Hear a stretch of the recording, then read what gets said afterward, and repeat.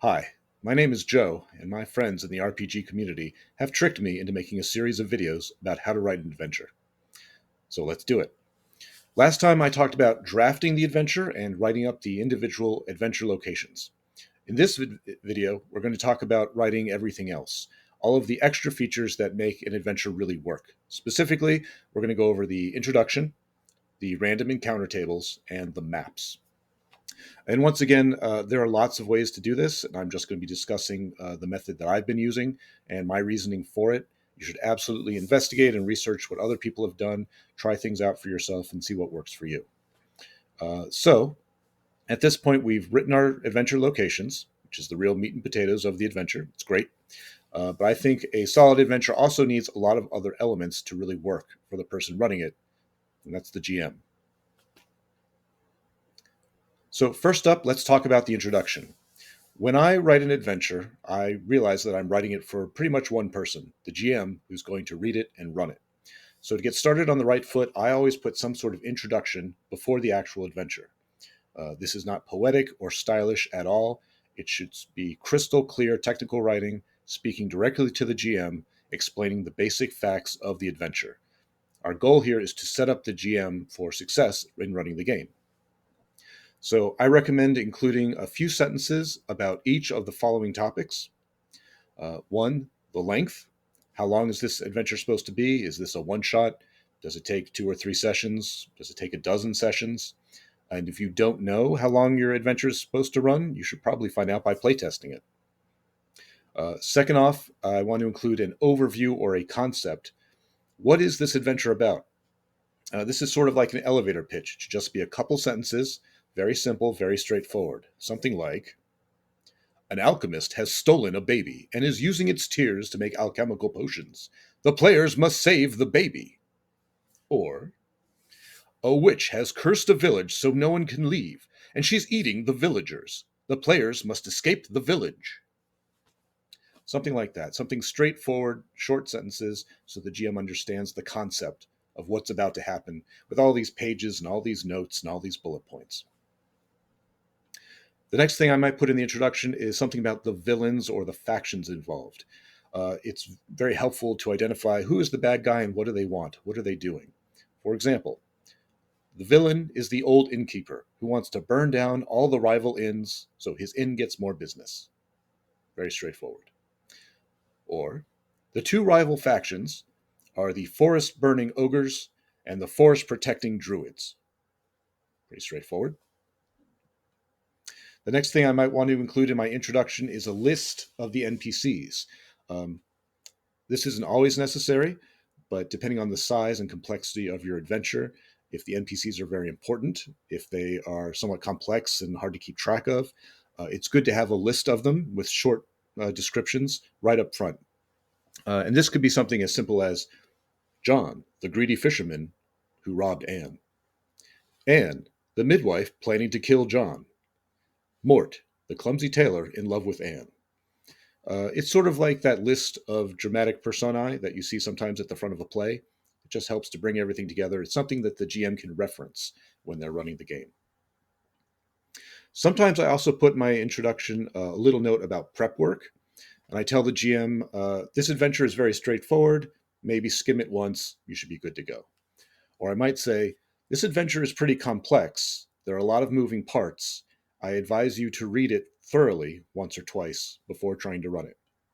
And that's just me trying to help the GM be successful in running the game. And if your adventure has any other important features like time travel or a big plot twist that happens in the middle or towards the end, you should definitely explain that to the GM right up front.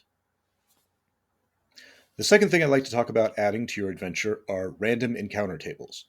Most gaming systems have some sort of rule or mechanic to generate random events when the PCs are either moving between locations or when they spend extra time at one location. So, your adventure should provide a table of random encounters. In fact, if your adventure takes place in several different physical areas, then it should probably have a table of random events for each area. For example, if your adventure takes place in a village and the adjoining forest and in a cave, then you might want 3 different tables of random encounters.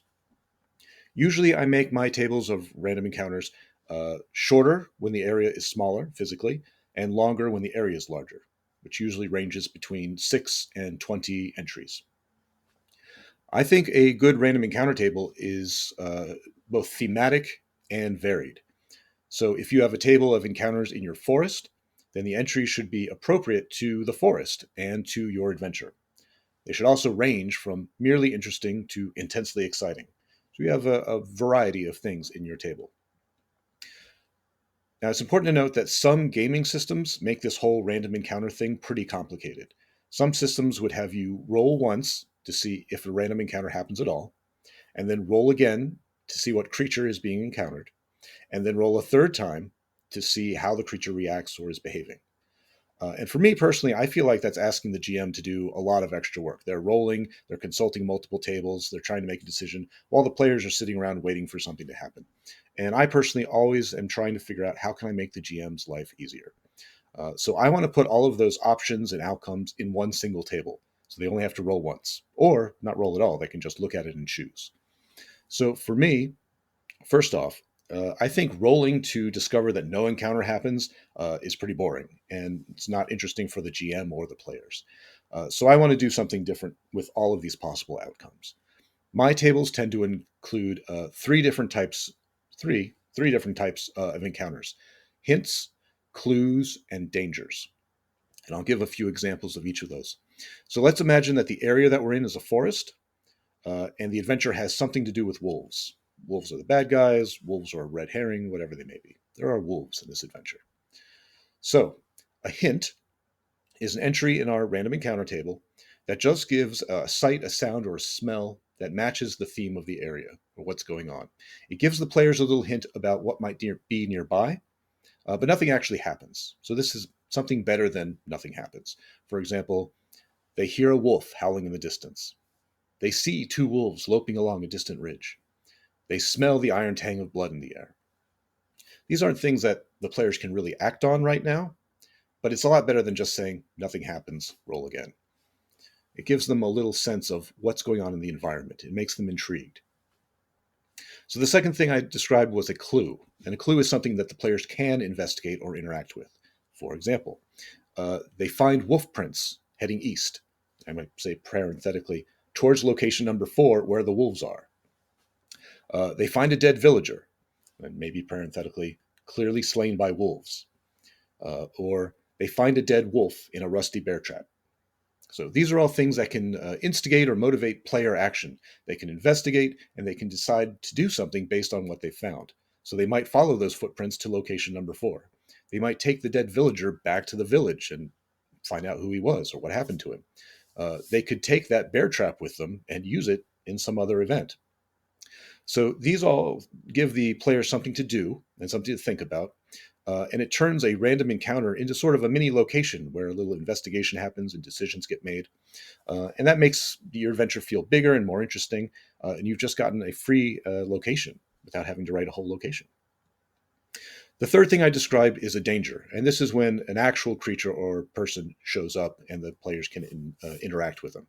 But instead of just naming a creature or saying D6 goblins, and then you roll to see whether they're hostile, I like to provide a couple of variations on the creature in the table.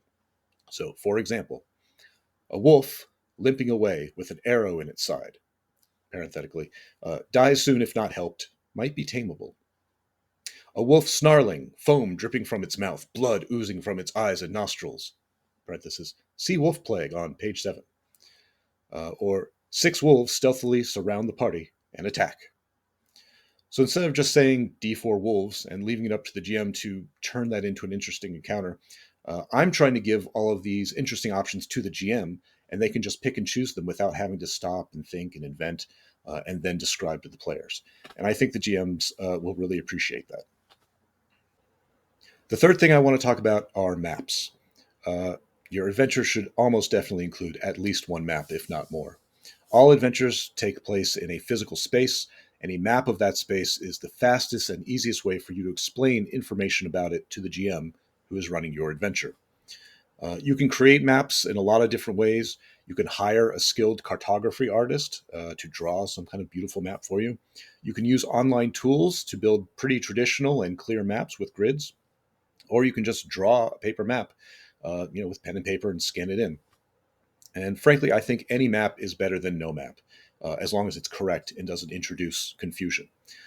So I think you should just take your time, make sure every location appears on the map and is correctly labeled so that it tracks with all of your notes. And then just review the adventure with the map side by side, room by room, door by door, and make sure the map lines up with the text. I think the GMs will really appreciate having that extra resource to explain what's going on and where it is and how to run the adventure. This is the last video I had planned for this series. Obviously, there's a lot more that you can do to polish and finish your adventure, including editing, playtesting, artwork, layout, marketing. But I don't think I have any special expertise in those areas. I've been doing them for a while, and I've been muddling along.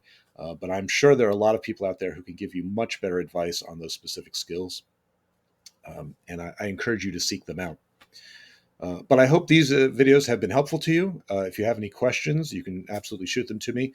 My contact information is pretty easy to find. Again, I'm Joseph R. Lewis at josephrlewis.com. And I think that's all for now. So good luck out there.